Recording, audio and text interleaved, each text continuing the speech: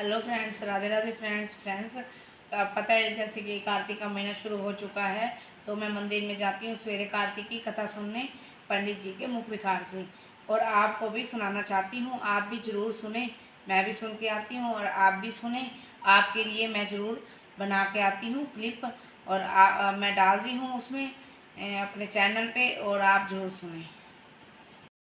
की महिमा भगवान ब्रह्मा जी अपने पुत्र नारद जी को कहते हैं कि कार्तिक महीना आने पर जो प्रातः स्नान में तत्पर होकर के आकाश दीप करता है, वो सब लोगों का स्वामी और सब संपत्तियों के संपन्न होकर के इस लोक में सुख भोगता है और फिर अंत में मोक्ष को प्राप्त करता है।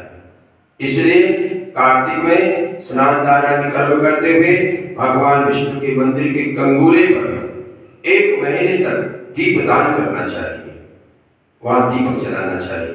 इसको कहते हैं आकाश दीप। और तुलसी दल से भगवान विष्णु की अथवा श्री कृष्ण जी की पूजा करके रात में दीपदान करते हुए कहना चाहिए कि दामोदराय विश्वास स्वरूपम धराय च नमस्कृत्वा प्रदश्यामि व्योमदीपम हरे प्रिय, अर्थात हे सर्वरूप एक विश्व रूपधारी भगवान दामोदर को मैं नमस्कार करता हूँ और ये आकाश दीप देता हूँ जो भगवान को परम प्रिय है।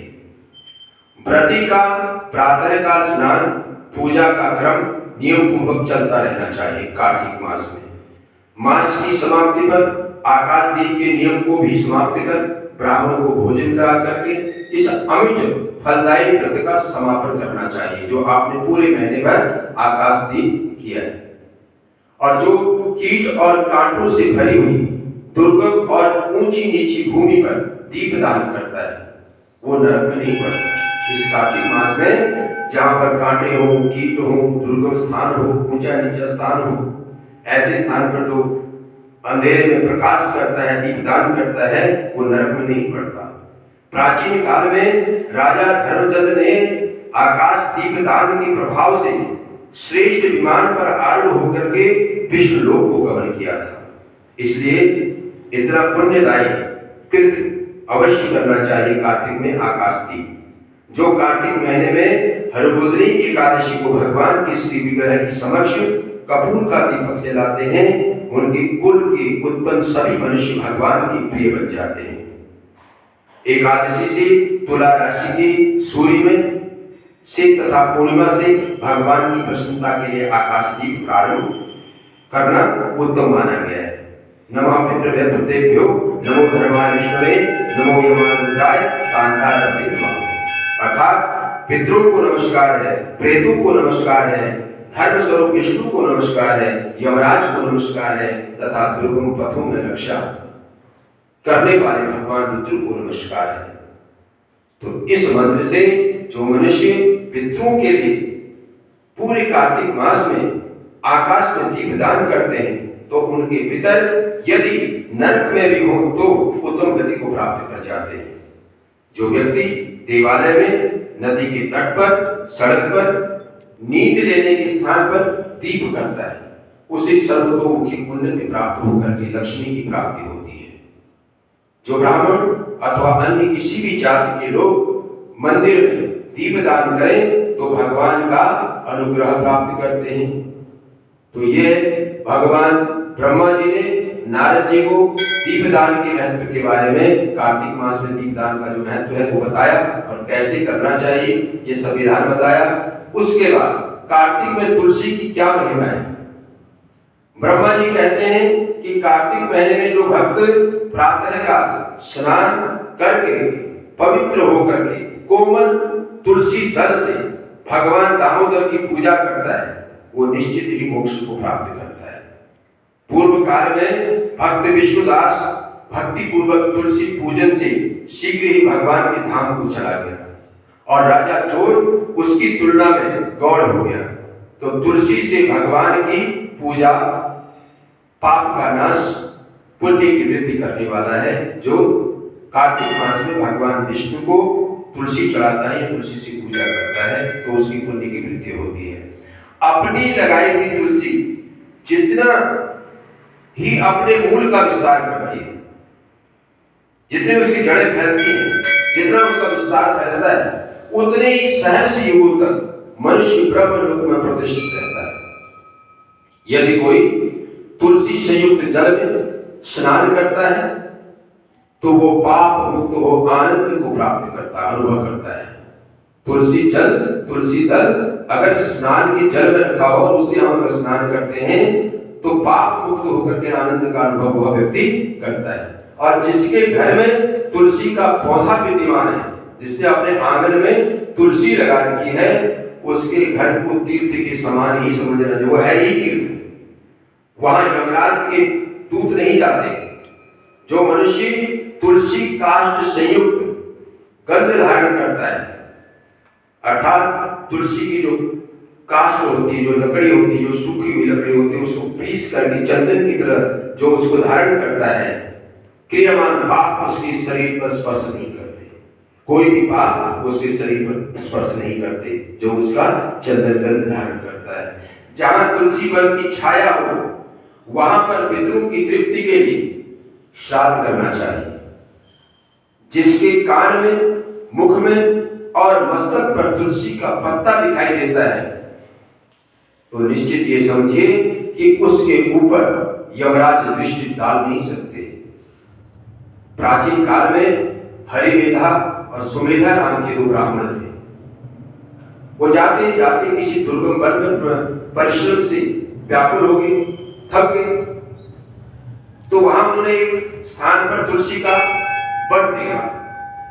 मार्ग में सुमेधा ने तुलसी का महान वन देख करके उसकी परिक्रमा करनी शुरू कर दी और भक्ति पूर्वक प्रणाम किया। अब ये देख करके उसके साथ में जो हरिमेधा था उसने पूछा कि तुमने अन्य से भी देवताओं के तीर्थ व्रतों में रहते हुए तुलसी वन को प्रणाम क्यों किया? रास्ते में इतने सारे देवताओं के मंदिर दिखे और कोई तीर्थ स्थान दिखा, वहां पर तुमने परिक्रमा नहीं की, लेकिन इस तुलसी वन को देख करके तुमने प्रणाम किया और परिक्रमा की, क्यों? तो सुमेधा ने बताया कि हरिमेधा, प्राचीन काल में जब दुर्वासा के श्राप से इंद्र का ऐश्वर्य छिन गया था, तब देवता असुरों ने मिल करके समुद्र मंथन किया और धर्मंत्री रूप भगवान श्री हरि और दिव्य औषधियां प्रकट हुई। उस समुद्र मंथन से उन दिव्य औषधियों में मंडलाकार तुलसी भी उत्पन्न हुई, जिसे ब्रह्मा आदि देवताओं ने श्री हरि को समर्पित किया और भगवान ने उसे ग्रहण कर लिया। तो भगवान नारायण संसार के रक्षक और तुलसी उनकी प्रियतमा है, इसलिए मैंने हे हरिमेधा उनको प्रणाम किया, उनकी परिक्रमा की। सुमेधा इस प्रकार कह ही रहे थे, जैसी इस प्रकार से वो आगे कह रहे थे तो तुलसी सूर्य के समान अत्यंत तेजस्वी विशाल विमान उनके निकट उतरा।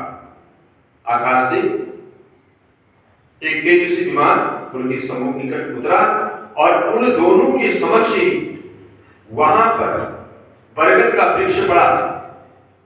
बरगद का वृक्ष गिर पड़ा और उसमें से दो दिव्य पुरुष प्रकट हुए। जैसे ही सुमेधा ने हरिमेधा को तुलसी की महत्व को बताया, उसकी कथा सुनाई, तुलसी का बार बार नाम लिया, तो वहीं पास में ही दिव्य बरगद का वृक्ष टूट करके गिर गया और उसमें से दिव्य दो पुरुष प्रकट हुए और उन दोनों ने हरिमेधा और सुमेधा को प्रणाम किया। अब दोनों ब्राह्मण ने उनसे पूछा कि आप कौन हैं? तो तब उनमें से जो बड़ा था वो बोला कि मेरा नाम है आस्तिक और एक दिन मैं नंदनंदन वन में पर्वत पर कीड़ा करने गया था, तो देवगणाओं ने मेरे साथ की इच्छा पूर्वक विहार किया और उस समय उन योगियों के हार की मोती टूटकर तपस्या करते हुए लोमस ऋषि के ऊपर गिर गए, जो तपस्या कर रहे थे, तपस्या में लीन थे। अब ये देख करके मुनि को बड़ा ही क्रोध हुआ, क्योंकि उनकी तपस्या में विघ्न हुआ, उन्हें बड़ा क्रोध आया। उन्होंने सोचा कि स्त्रियां तो परतंत्र होती हैं, अतः ये उनका अपराध नहीं हो सकता। तो दुराचारी आस्तिक ही शाप का योग्य है, ऐसा मन में विचार करके उन्होंने स्थापित कर दिया कि अरे तू ब्रह्म राक्षस होकर के बरगद के पेड़ पर निवास कर। और जब मैंने विनती से उन्हें प्रश्न किया तो उन्होंने सांप से मुक्ति की विधि भी सुनिश्चित कर दी उसी समय की, जैसे तुझे कैसे मुक्ति मिलेगी कि जब तू किसी ब्राह्मण के मुख से तुलसी दल की महिमा को सुनेगा तो तत्काल तुझे उत्तम मोक्ष की प्राप्ति होगी। तो इस प्रकार मुक्ति का सांप पा करके मैं बहुत लंबे समय से चिरकाल से इस वट वृक्ष पर निवास करता था, और आज देववश उस लोमस मुनि के कहे अनुसार आपके दर्शन से आज मेरा छुटकारा हो गया। तो तत्पश्चात वो दोनों ब्राह्मण परस्पर पुण्य में तुलसी की प्रशंसा करते हुए अपने तीर्थ यात्रा को चले गए। और इसलिए भगवान विष्णु को प्रसन्नता देने वाले इस कार्तिक मास में तुलसी की पूजा अवश्य करनी चाहिए। तुलसी दल को भगवान विष्णु को अवश्य चढ़ाना चाहिए। बोलो कार्तिक मास महात्म्य की। गोविंद जय जय गोपाल जय जय श्री राधा रमन हरि गोविंद मेहरबान बेनती है खास भगवान अयो अरदास मेरी अरदास तेरे चरण के पास मेरी तेरे चरण पे सिर रखा दो चरण मैं भर भर रखा तू ही उठावता सिर जानी जान मूंड तो आयो पास मेरी भगवान अयो अरदास मेरी अरदास तेरे चरण के पास मेरी कद किसी ने न बोला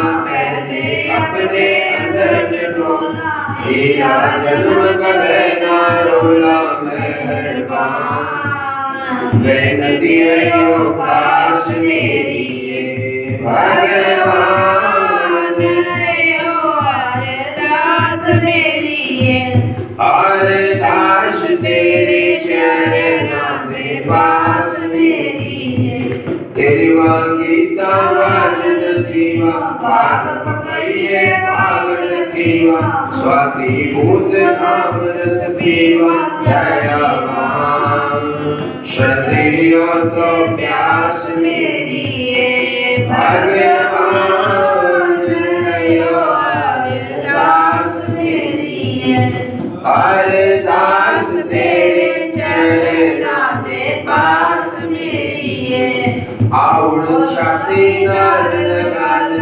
दिया खंबा गोल बचाल बोध समंदर विच मिलाल ब्रह्म ज्ञान आत्मा उदास मेरी भगवान अयो अरदास मेरी अरदास तेरे चरण के पास मेरी नथा सिंगर वे तुकवानी मनदा मारिया तन दी तानी या फिर अखा लाख छुपानी चंद्र राम जिंदगी दी आस मेरी भगवान अयो अरदास मेरी अरदास तेरे चरण के पास मेरी राम राम राम राम राम राम